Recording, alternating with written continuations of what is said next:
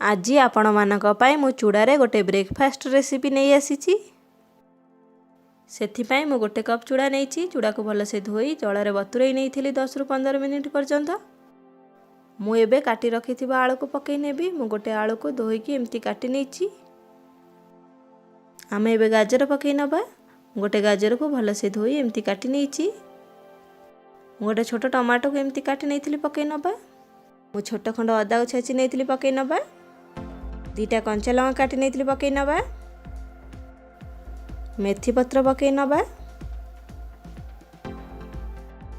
आमे एबे गुंड मसला पकई नबा। गुंड मसला रे मु लंका गुंड, जीरा गुंड, धनिया गुंड, गरम मसला नहीं।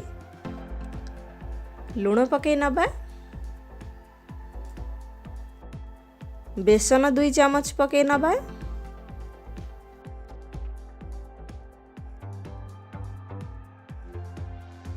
आमे ए सब को मिसेकी भलसे चकटी नबा।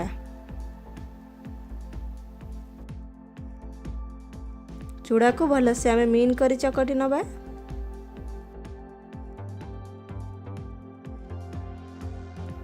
देखंतु एमती चकटी नेबे। तापर आमे अल्प अल्प जल दे याकु भलसे गोळई नबा।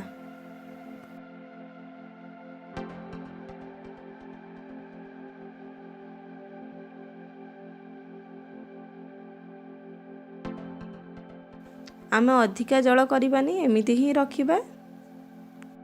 देखंतु या हमर एठी रेडी हो गलानी। आमे याकु पिठा बनै नबा। मु गैस लगे तावा गरम करि नैथिली। आमे आधरे रिफाइन तेल पकै नबा।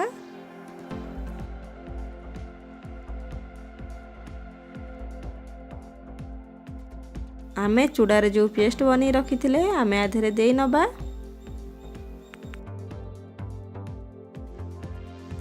आमे एमिति छोट छोट करी पिठा बनै नबा।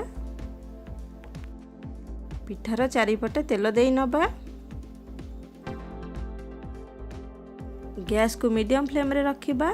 आमे याकु घोड़े नबा। 2 रु 3 मिनिट पर्यंत आमे अपेक्षा करिबा। आमर 3 मिनिट हो गलानी। आमे एबे आर पट उल्टै नबा। आमर पिठा हो गलानी। आमे याकु बाहर करि नबा। देखंतु बहुत सुंदर हेची। मु एमिति सब पिठा गढ़ी नेबी।